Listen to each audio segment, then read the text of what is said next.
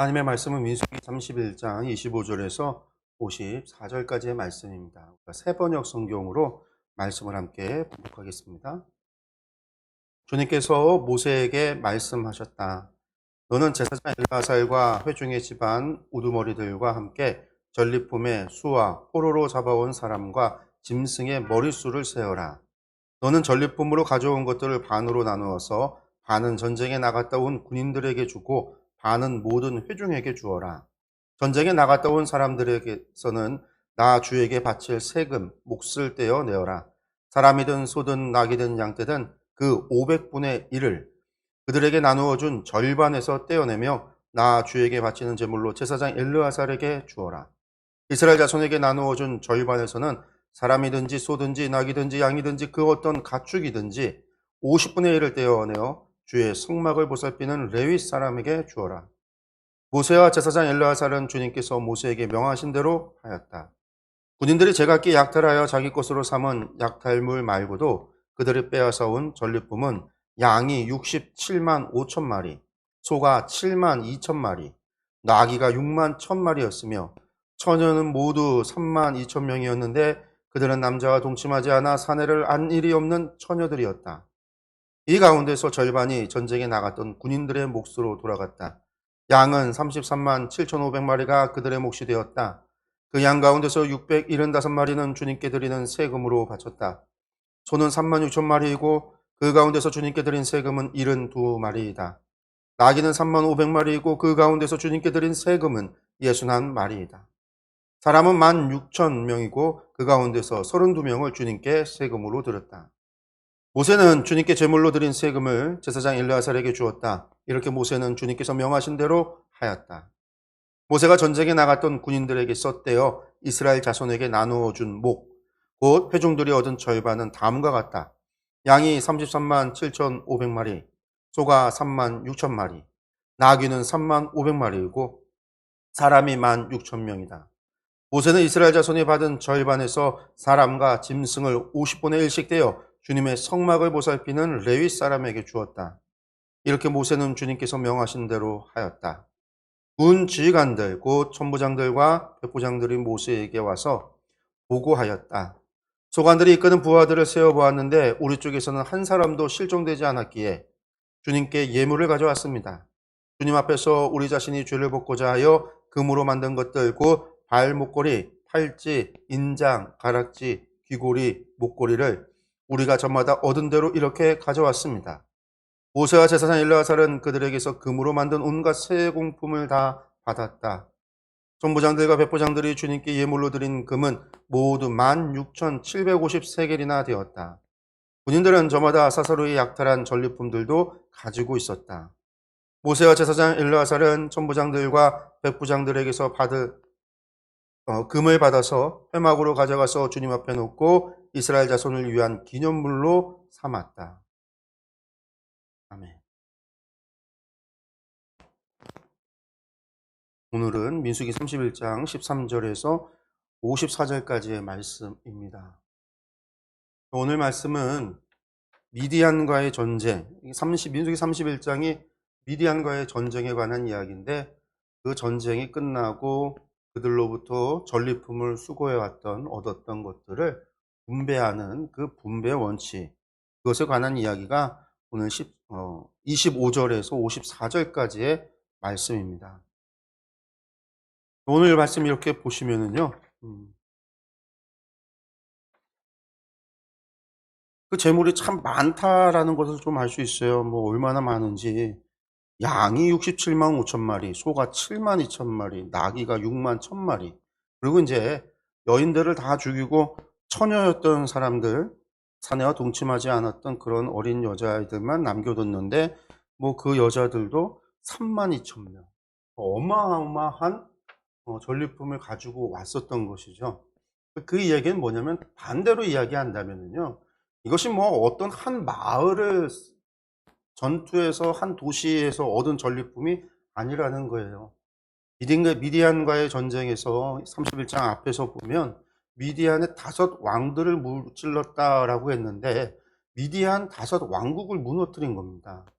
흔히들 이제 미디안 족속을 하면 뭐라고 얘기하냐면요. 시나이 반도부터 시작해서 아라비아 반도까지 이르는 지역에 있는 유목민들을 미디안 족속이라고 그랬어요.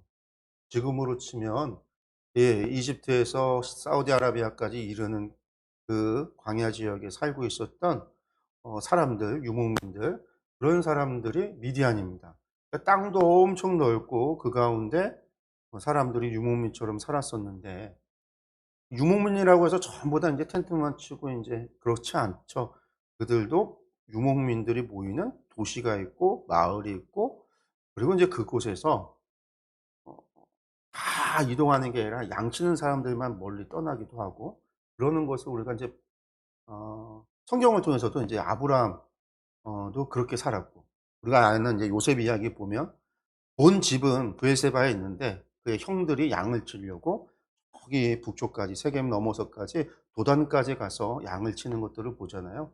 그 계절에 따라서 풀이 있는 곳을 찾아서 양을 치기 때문에 그렇게 다니지만, 또 자기 본 집은 이제 머물러 있는 도시가 있고 그들의 집이 있고 하는 것들을 볼 수가 있어요. 그러니까 이제 미디안 족속이 그냥 단순히 이제 양치는 사람들만이다 그런 게 아니라, 그들도 왕국을 가지고 있었고 왕들도 있었던, 도시가 있고 왕들도 있고 했다라는 거예요. 그러니까 다섯 왕이 있었다라는 것은 한마디로 다섯 개, 어떻게 보면 이제 다섯 개의 큰 도시 국가가 있었다 생각할 수도 있겠고, 그게 이제 블레셋이 그렇거든요. 블레셋이라고 하는 나라가 다섯 개 나라의 연합체였어요. 다섯 개 도시. 그 다섯 개 도시가 연합해서 블레셋이 되고, 그 다섯 도시에 전부 다 다섯 왕이 있었거든요. 그러니까 이제 그것처럼 이제 미디안들도 그렇게 생각할 수가 있는데, 그러니까 이제 전쟁이 쉽지 않은, 하나만 공격해서 얻는, 뭐 하나의 도시만 정복하는 그런 수준의 전쟁이 아니었다라는 것을 알 수가 있고, 뿐만 아니라 이 전쟁에서 또 누구까지 죽였냐면 그 거짓 선지자, 거짓 선지자 어, 누구죠? 갑자기 제가 생각이 안 나는데. 어, 바알부올의 사건을 일으켰던 거짓 선지자가 발람이죠, 발람. 제가 갑자기 생각이 안 났어요. 발람까지 죽이는데 발람이 어디 살았어요? 그의 고향이 유프라테스 강 끝, 저 북쪽에 있어요. 다메섹보다도 더 위쪽에 있었던 그 먼 곳에 살았던 사람이었는데, 그가 이 발락에게 와서, 모압 왕에게 와서 저주하지 못하고 나서 고향으로 돌아가라 했으니까 그 사람이 돌아갔겠죠. 돌아갔을 수도 있고, 돌아가지 않고 또 미디안 족속 가운데 꾀를 주고 그 왕국 가운데 그 상황이 어떻게 돌아가나 지켜보고 있었을지도 모르지만, 그가 만약에 돌아갔다고 하면요, 그의 집까지 고향까지 쫓아가서 그를 죽였다라는 이야기가 될 것이고, 그가 그 왕국 가운데, 미디안 왕국 가운데 머물면서 자신의 꾀로 말미암아 이스라엘이 하나님 앞에 심판받는 것을 지켜보고 구경하려고, 어떤 결과가 나오는지를 보려고 머물러 있을 수도 있었는데, 어쨌든 그런 글을 찾아내서 죽였다라는 얘기예요. 그러니까 그 전쟁이 그냥 한 도시 정복한 전쟁이 아니라 여러 나라들, 다섯 개, 최소 다섯 개 도시국가를 정복한 거고, 그 가운데에서 그들의 원수라고 할 수 있는 발람을 찾아내서 죽이는 그런 전쟁이었단 말이에요. 그러니까 그 전쟁에 참여했었던 군인들은요, 정말 많은 수고와 많은 노력이 있을 수밖에 없어요. 게다가 이스라엘 가운데 군인이라고 한다면 그 숫자가 60만 1730명, 2차 개소해서 60만 명이 넘는 대군, 전쟁에 나가 싸울 수 있는 사람들이 60만 명이나 되지만 그 중에서도 아마 12,000명, 각 지파별로 1,000명씩 해서 대표만을 뽑았으니까 어쩌면 그 대표들은 어떤 사람이었을까요? 정말 용사들만 모아놨을 수도 있어요. 어쩌면 전쟁에 나가는 것이 두려워서 전장에 안 나가겠다고 막 그런 사람들이 있었을 수도 있겠죠. 지파별로 1,000명을 뽑을 때 어떻게 하겠느냐 할 때 막 권력에 있거나 막 그런 사람들은 자기 자식 군대 안 보내려고, 전쟁에 안 보내려고 뒤로 빼놓고 뭐 그러다가 전쟁에 나간 사람이 있을 수도 있어요. 아니면 정말로 용사들만, 최정예 사람들만 1,000명을 뽑아서 내보냈을 수도 있습니다. 그래서 어쨌든 12,000명의 사람들이 전쟁에 참여하기 위해서 뽑혀서 전쟁을 한 거예요.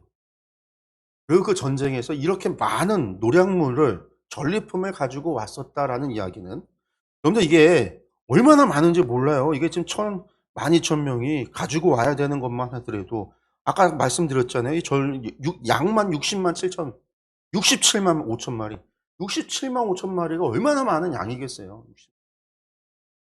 소가 7만 마리, 나귀가 6만 마리, 처녀가 3만 2천. 이거에 12,000명이 전리품으로 가지고 왔다라는 건 어마어마한 양이에요, 이거는. 그러니까 미디안 왕국이 얼마나 큰 나라였다라는 걸 알 수 있죠. 나중에 보면은요, 54절, 54절, 그 뒤쪽에 보면은요, 52절에 보면은 이 천부장, 백부장들 지휘관들, 12,000명뿐만이 아니라 12,000명만이 아니라 그들의 지휘관이었던 백부장과 천부장들이 전쟁을 하고 났더니 한 명도 죽지 않았어요. 모두가 살아서 돌아온 거죠. 그래서 이제 그것에 대해서 하나님 앞에 감사하면서 속죄, 자신들의 속죄를 위해 하나님 앞에 속전을 드리는데 뭘 드리냐면 미디안에서 갖고 왔던 폐물들, 귀금속 한마디로 양과 염소, 나귀, 여자 이것이 아니라 그들이 재물을 귀금속을 챙겼던 거 이것들 가운데 그들이 하나님 앞에 예물로 드렸다라는 거예요. 근데 그 예물의 양이 16,750세겔이라고 그래요. 이거를 갖다가 오늘날 환전을 해서 금의 물량, 이게 금의 양이다라고 한다면 이게 오늘날로 한다면 이게 가격이 어느 정도 되냐면 80억이 넘어요. 헌금을 80억이 넘어요. 거의 100억대 가까운 돈을 헌금. 그럼 이것만 했냐? 아니요. 이 사람들이 뭐예요? 자기 기념물 삼았더라. 헌금 말고도 자기 주머니에 채운 게 그렇게 많다. 그러니까 여러분들 미디안이라는 나라가 얼마나 큰 나라인지 그들과의 전쟁에 이 12,000명의 사람들이 얼마나 수고했었는지 이렇게 많다라는 거는 인구도 많다라는 거고 인구가 많다라는 거는 그 미디안의 국가에 병사도 많다라는 얘기예요. 그 얘기는 그 전쟁이 쉬운 전쟁이 결코 아니었다라는 것도 우리가 알 수 있어요. 그렇게 수고하고 돌아왔고 그들이 얻었던 것 그것을 가지고 돌아왔는데 오늘 말씀에 재밌잖아요. 하나님께서 뭐라고 얘기하시냐면 절반은 전쟁에 참여한 군인들에게 주지만 절반은 여기 회중들에게 나눠주라는 거예요. 만약에 여러분들 입장이면 여러분들이 생명 걸고 나가서 싸우고 그 전쟁을 해서 얻은 수고의 노력의 대가 이 전리품을 절반을 뚝 떼어서 내놓으라 라고 한다면 그리고 그것도 절반을 떼어서 내놔서 그걸 누구에게 줘요? 전쟁에 참여하지 않은 일반 백성들. 그 사람들한테 나눠주라고 한다면 이것을 기꺼이 감사하고 기뻐함으로 줄 사람들이 있을까? 아니 뭐 워낙 많은 재물을 가졌으니까 뭐 그럴 수도 있지 않을까라고 생각할 수도 있겠지만 아니요 사람의 욕심이라는 게 결코 그렇지 않다라는 걸 우리는 다 알잖아요. 근데 하나님께서는 나눠주라는 거예요. 왜 그렇게 이야기하시는가? 오늘 말씀에도 말씀드렸지만 그 전리품이 결코 12,000명의 군인들의 온전한 수고와 노력의 결과는 아니라는 거죠. 왜? 미디안이 그렇게 강한 나라였고 그렇게 많은 군인들을 가지고 있었고 그렇게 많은 세력을 가지고 있었다면 12,000명으로 과연 저들을 물리칠 수 있었을까? 아니요. 불가능한 일이에요. 그들이 60만 명 가운데 60만 군대 가운데서 최정예를 막 특수부대와 같은 최정예 요원들을 뽑아서 전쟁에 참여했다 해도요. 그 12,000명으로 그것 전쟁을 승리로 이끄는 건 불가능한 일이에요. 왜냐하면 그들도 전쟁을 하고 성이 있고 일반적으로 공격하고 수비하는 지경에서 공격자가 수비하는 사람을 수비하는 성을 공략하기 위해서는 최소한 3배 이상의 군대가 있어야 된다고 그래요. 3배 이상. 그래서 성을 공성을 한다는 게 그만큼 어렵다라는 거죠. 옛날에 우리나라 이제 역사를 보면 고구려 시대 때 저 수나라가 쳐들어와서 고구려를 멸망시키지 못하고 결국은 돌아가서 수나라가 망하고 말아요. 수양제가 패하고 돌아갔어요. 을지문덕에서 살수대첩 뭐 그런 거에 의해서 패하고 돌아갔어요. 나중에 당나라가 수나라를 멸하고 당나라가 들어섰는데 당나라 태종 이세적이 또 군대를 이끌고 흔히 100만 대군을 이끌고 온다고 그러죠. 뭐 중국에서 100만 대군 하는데 그 많은 대군을 이끌고 요동을 공략해서 고구려를 침략하여 들어왔지만 결국은 우리가 잘 아는 안시성에서 양만춘 장군 안시성을 정복하지 못해서 거기에서 시간을 빼앗기다가 결국은 패하여 돌아갔단 말이에요. 그리고 그 전쟁의 후유증에 의해서 당태종이 죽었어요. 그들이 100만 대군인데 안시성이 그렇게 큰 성이 아니었다라고 그러는 거죠. 그 안에 군사나 백성의 수도 많지 않았다라는 거예요. 10분의 1이면 100만이고 여기 만약에 만 명도 안 됐다라고 할 수, 뭐 이야기하는 사람들도 있는데 그렇게 10분의 1의 차이인데도 성을 공략하는 게 힘들다라는 거예요. 근데 12,000명으로 미디안을 다. 이거는 하나님께서 역사하시고 하나님께서 승리하게 하셨다라는 거예요. 성경에 어떻게 공략해서 어떻게 승리하고 어떻게 그 수많은 전리품을 챙겨서 돌아왔는가 이것에 대해서 기록하고 있지 않지만 이것은 전적인 하나님의 역사였다라는 거예요. 이스라엘 사람들이 여리고성을 무너뜨리듯이 하나님께서 역사하셔서 그들을 무너뜨렸듯이 하나님께서 이 예루살렘 비롯한 남부 지방의 연합 군대를 하나님께서 물리칠 수 있도록 도와주셨듯이 태양을 멈추게까지 하시면서 그렇게 그들을 물리칠 수 있도록 하셨던 것과 같이 저 북방에 수많은 연합군들을 하소를 중심으로 해서 연합군을 만들었을 때 그들을 물리친 것조차도 하나님께서 이스라엘을 통하여 그 전쟁을 승리하게 하셨던 것처럼 하나님께서 하셨다라는. 그렇기 때문에 여기서 얻은 전리품은 군인들이 거둔 수고한 노력이 아니라는 거죠. 이것은 하나님께서 이스라엘에게 주시는 은혜라는 거예요. 그리고 뭐라고 얘기해요? 이제 약속의 땅에 들어가기 전에 그들이 약속의 땅에 정착할 수 있는 대가로서 하나님께서 미디안의 죄를 갖다가 징치하시면서 그들의 전리품으로 이스라엘을 정착할 수 있는 그러한 제물로 삼도록 하나님께서 복을 주신 것이다라는. 그래서 군인들만이 아니라 전쟁에 참여하지 않은 사람들, 어쩌면 하고 싶어도 1,000명의 숫자에 가지 못했던 사람들, 만약에 이것을 1,000명 니들 거에 다 했다라고 한다면 도리어 이스라엘은 분쟁이 일어났을 거예요. 그러나 하나님께서는 그것을요, 절반을 나눠서 절반은 군인들에게, 나머지 절반은 전쟁에 참여하지 않은 사람들의 회중에게 나눠주도록 하신 거예요. 왜? 이것은 하나님의 은혜다. 하나님의 주시는 것이다. 라는 하나님의 은혜다. 뿐만 아니라 그렇게 나눠 갖고 나서, 물론 이렇게 나눠지면은요, 군인들이 섭섭할 수도 있겠지만 그래도 군인들이 받은 수가 엄청나게 많은 거예요. 이 많은 양의 절반을 나눴다고 해서요, 나머지 절반이 회중들이 나눠 갖는 거는 회중들의 숫자가 몇 명일까요? 군인만 61만 7,330명이라고 했는데 그 사람들이 군인을 제외한 60만 명 정도 되는 그 군인들을 제외하고 온 회중을 다 한다면 200만 명 막 그래요. 그 200만 명의 사람들한테 이것을 나눠준다라고 하는 거는요, 아마 가정당 나눴겠죠. 가정당 나눴다고 한다면 그렇게 많은 재물은 아니었을 거예요. 그러나 군인들은요, 이거 반 잘라주고, 뭐라고 얘기하고 있어요? 반 잘라주고요. 절반을 주는데 양이 33만 7,500마리를 군인들에게 줬다. 그러니까 12,000명이 33만 마리를 나눴다라고 한다면 거의 뭐 3마리씩 그렇게 돌아가는 거죠. 그러니까 군인들에게는 충분히 그만한 대가를 하나님께서 주셨다. 왜? 수고했으니까. 앞장서서 나가 싸웠으니까. 하나님의 명령이라고 할지라도 그것에 순종하고 나아가서 그 수고와 애를 썼기 때문에 하나님께서 그들에게 그에 합당한 전리품을 허락하셨다는 거예요. 근데 재미있는 거는 이제 여기에서 이제 제사장과 레위인들은 전쟁에도 나갈 수도 없고 그들의 가족에도 포함되지 않고 회중 가운데도 있질 않아요. 왜냐하면 제사장과 레위인들은 전적인 하나님의 소유였기 때문에. 그러니까 하나님께서는 어떻게 해요? 그들을 언급하면서 니들이 가진 것 가운데서 하나님 앞에 감사의 예물을 드리고 그 예물을 제사장의 몫으로 레위인의 몫으로 주어라. 그래서 하나님께 수고하고 애쓰고 노력하는, 전쟁에 나가서 수고하고 애쓰는 사람들도 있지만 하나님을 섬기는 사람들, 제사를 드리고 하나님의 성막을 관리하는, 그래서 오늘 말씀에 특별하게 하나님의 성막을 위해 존재하는, 성막을 위해서 일하는 레위인들이라고 표현을 하고 계시잖아요. 오늘 말씀을 보면 뭐라고 얘기하고 있어요? 30절에 주의 성막을 보살피는 레위 사람에게. 레위 사람들은 주의 성막을 보살핀다.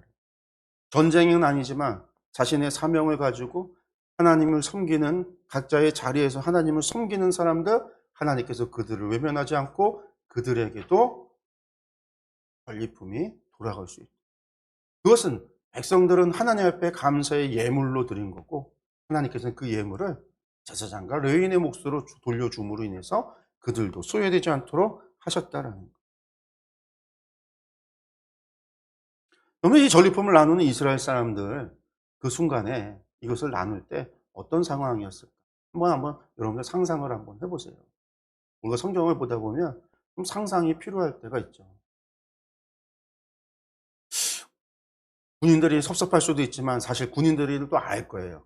자신들이 수고에 쓰고 전쟁터에 나가서 그랬지만 하나님께서 역사하셨다라는 거. 이스라엘이 광야 40년 동안 보고 배운 게 그거잖아요. 하나님께 전쟁은 여호와께 속했다라고 하는 것을 그들이 보고 배웠다.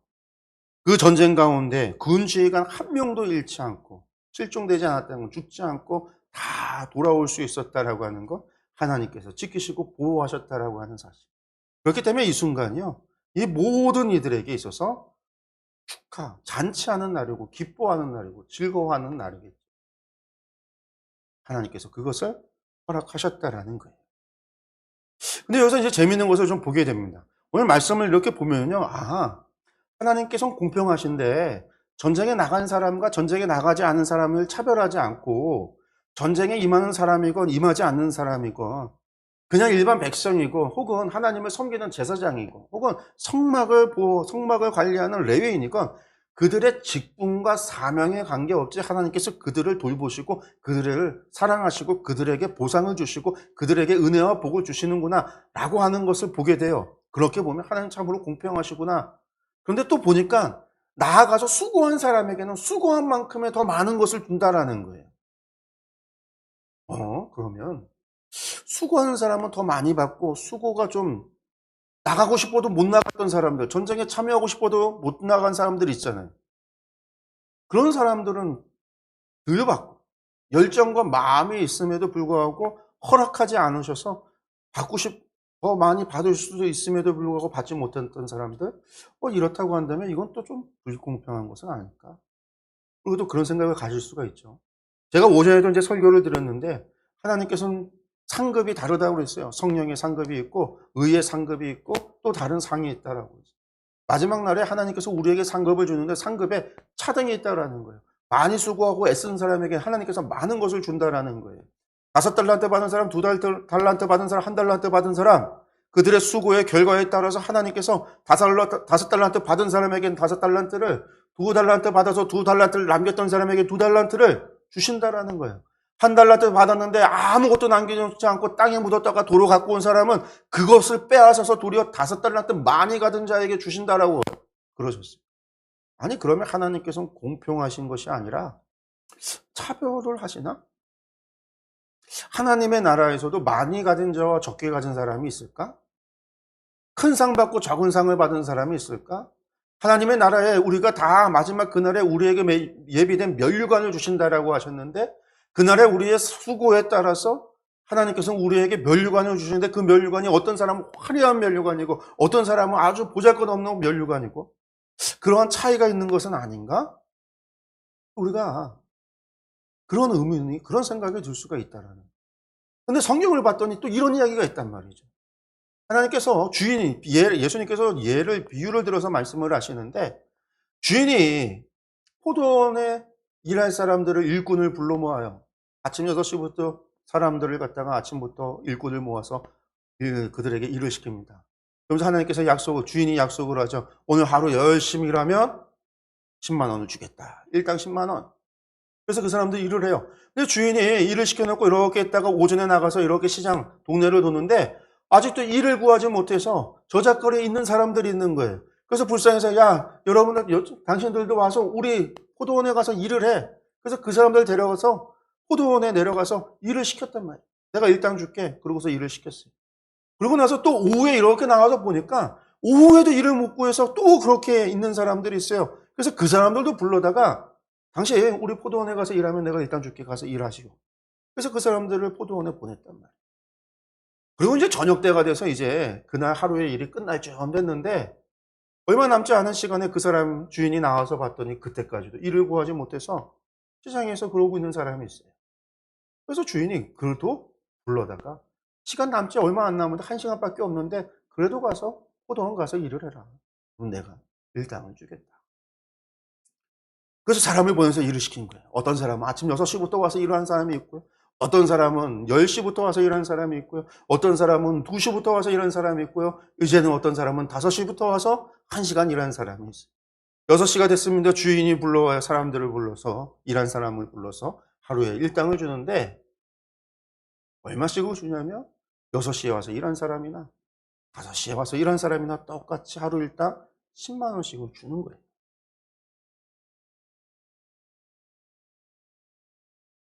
아침 6시부터 와서 일하는 사람들이 억울하잖아요. 자기들은 아침 6시부터 하루 12시간을 일해서 10만 원을 받았는데 저기 1시간밖에 와서 일하지 않은 사람이 10만 원을 받으니까 화가 나죠.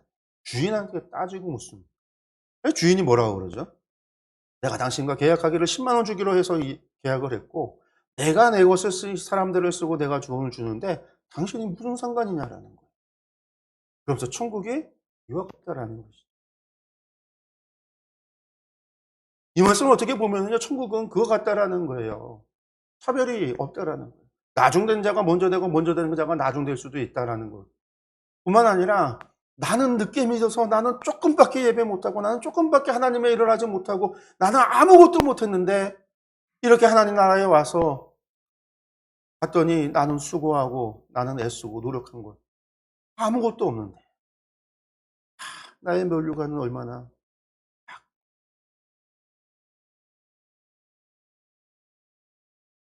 앞서의 이야기로 한다면 그렇게 되어야 맞겠지만 또 이 예수님의 비유의 말씀을 보니까 하나님의 나라는 그런 나라가 아니다라는 거죠. 늦게 왔던 나중에 왔던 오래 믿었던 짧게 믿었던 많은 일을 했던 적은 일을 했던 상관없이 하나님께서는요 공평하게 그들에게 약속하신 기업을 주신다라는 거예요. 차별이 없다라는 거예요. 왜 하나님의 나라는 공평하다라는 거예요. 그럼 도대체 하나님의 나라는 어떤 나라라는 거죠? 그럼 여기서 우리가 수고하고 애쓰고 노력하지 않아도 다른 사람이 열심히 수고하고 애쓰고 노력해도 천국에 가면 다 일반이라 하나님의 나라는 공평한 나라니까 그래야지 맞지. 그걸까요? 아니면 여기서 수고하고 애쓴 대로 하늘에서 상급의 차등이 있어서 그 천국에서 나는 떵떵거리고 살고 누구는 천국에서 비리비리하고 살고 누구는 천국에서 큰 면류관을 쓰고 이렇게 뭐 힘주고 다니고 누구는 작은 걸 볼품없는 걸 쓰고 그렇게 살아가요. 그런 차이가 하나님의 나라일까요? 사실은요. 성경 이 이야기는요. 천국이 그렇다라고 하는 것을 이야기하려고 하는 게 아니죠. 이야기의 목적이 다른 거예요, 의미가. 앞에서의 이야기, 오늘 말씀대로 군인들에게 더 많은 수고하고 애쓰고 노력하는 자에게 더 많은 것. 그렇지만 그렇게 전쟁에 나가지 못했어도 하나님의 백성이라고 하는 것 이유만으로도 우리가 하나님의 나라의 구성원이라는 이유만으로도 함께 뭐 할 수 있어요? 승리를 기뻐하고 즐거워하며 하나님께서는 그런 사람들을 소외시키지 않고 그들에게도 은혜와 복을 베풀어 주신다라고 하는 의미가 있는 것이고 하나님의 나라가 차별이 있다라는 얘기가 아니라 하나님은 그렇게 공평하시다라는 얘기. 하나님 그렇게 우리를 생각하고 우리에게 복을 주시는 분이고 우리를 그렇게 사랑하시는 분이다라는 것을 보여주고 있는 것이고 또 나아가 우리에게 무엇을 요구하는 거예요? 하나님 나라에 하나님의 백성으로서 수고하고 애쓰고 노력하고 충성하라는 거예요. 어떤 자리에 있든지 내가 하나님을 향해서 하나님께 주어진 하나님께서 우리에게 주신 바 된 나의 사명에 최선을 다하고 열심히 순종하라라고 하는 것. 하나님은 그것을 기억하시고 그것에 마땅한 상급을 우리에게 주시고 우리를 위하여 면류관을 주신다. 목적은 뭐예요? 우리에게 맡겨진 사명을 열심히 하라. 최선을 다하. 우리가 하나님의 백성으로서 우리가 열심히 최선을 다하여 수고하고 애쓰며 노력하며 그렇게 행해야 된다라고 하는 것이 목적인 거예요. 차등이 있다가 목적이 아니고. 그러면 예수님께서 그렇게 하셨던 비유의 말씀은 무슨 말씀이에요? 하나님의 나라는 그 말씀이 그거죠. 하나님의 천국 비유였어요. 하나님의 나라는 차별이 없다. 하나님께서 주권, 절대 주권. 하나님께서 약속하시고 말씀하신 것대로 행하신다. 그것을 가져다가 우리가 하나님께 대하여 불의하다라고 말할 수 없다라는 거예요.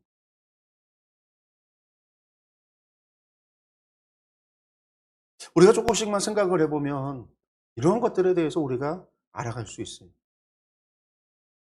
어떤 분들이 천국에 대해서 제가 설교식이나 성경 공부 때 천국에 꿈꾸고 천국에 대해서 간증하고 천국이 이렇다라고 이야기하는 사람들에 대해서 제가 되게 부정적으로들 이야기를 해요.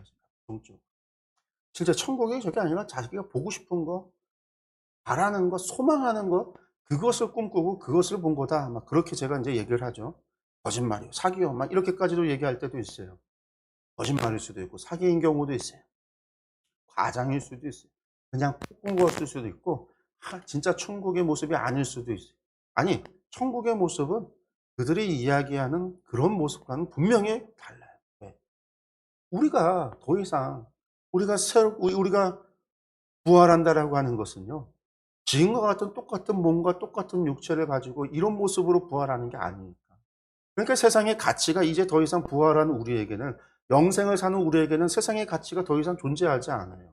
배고픔도 없고 아픔도 없고 질병도 없어요. 슬픔도 없고 고통도 없어요. 영원히 하나님과 함께하는 그러한 삶을 살아가는 존재예요. 그런 나라예요. 그러한 영생이란 말이에요.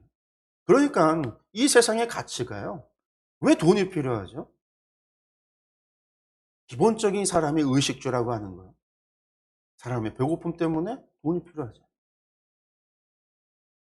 그다음에 이제 먹고 마시고 쓰고 나를 치장하고 하는 것들이 가지만 가장 기본적인 건 먹고 살기 위한 거예요.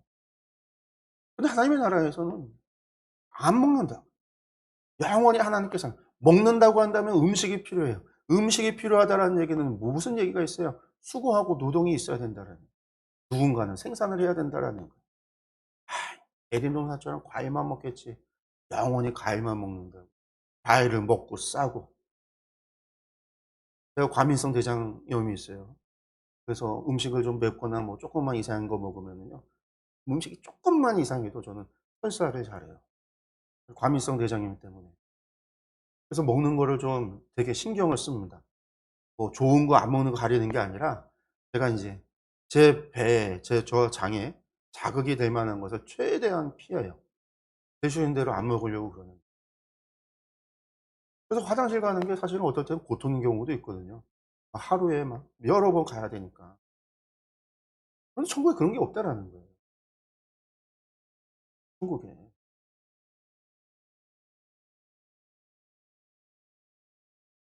미에 대한 기준이 달라요. 없어요.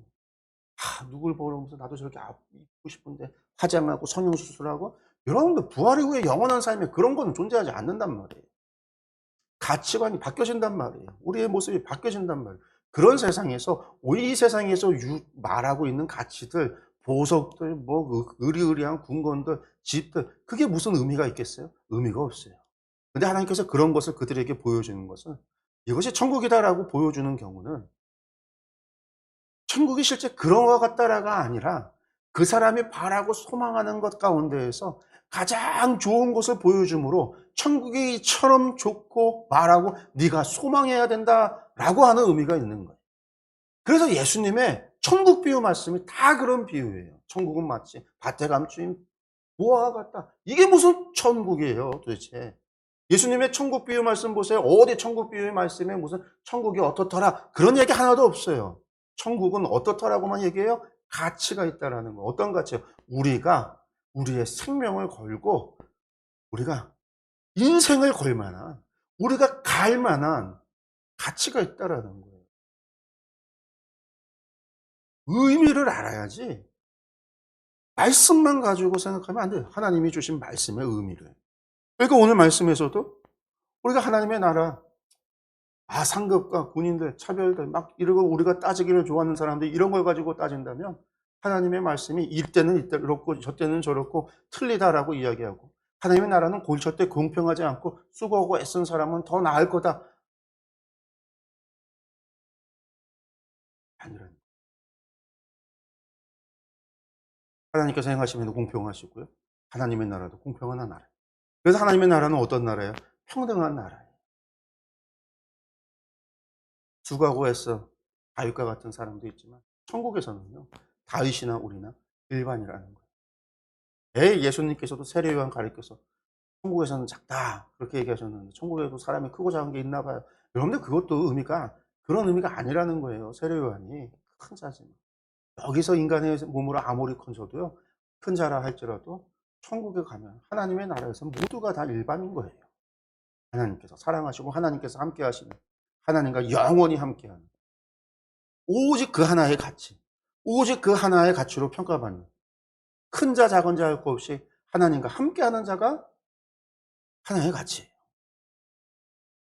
그것이 하나님 나라의 평등, 그것이 하나님 나라의 공평, 그것이 오늘 우리나라, 우리 교회 신앙의 공동체 안에서도 하나님께서 요구하시는, 하나님께서 바라보시는 세상의 요구, 세상의 가치가 아니라 세계의 가치관, 세상의 가치관이 아니라 하나님이 보시는 가치관, 하나님이 보시는 가치는요, 우리가 하나님을 믿고 신뢰하고 하나님께서 우리에게 주어진 것이 무슨 일이 되어졌든 우리가 그것에 순종함으로 하나님과 동행하는 것, 하나님과 함께하는 것.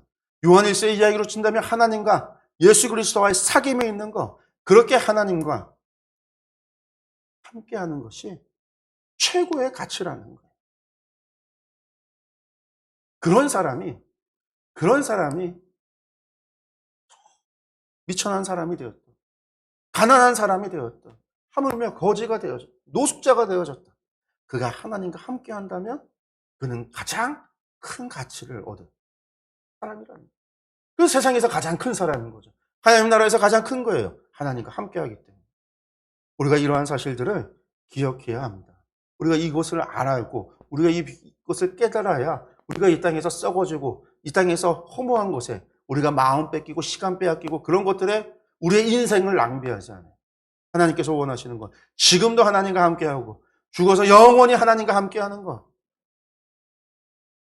오직 이것만으로 만족하고 이것이 최고의 가치고 이것이 최고의 은혜고 이것이 최고의 복인 줄 알아서 그 복을 누리고 그렇게 영원히 하나님과 사귀며 하나님과 함께하는 인생이 되어지기를 원하는 게 하나님의 뜻이라는 거예요. 우리가 이것을 꼭 기억하면서 우리가 정말로 이것을 소망하며 그렇게 하나님과 동행하는 이 최고의 가치를 소유하는 저와 여러분들이 되었기를 간절히 소망합니다. 기도하겠습니다.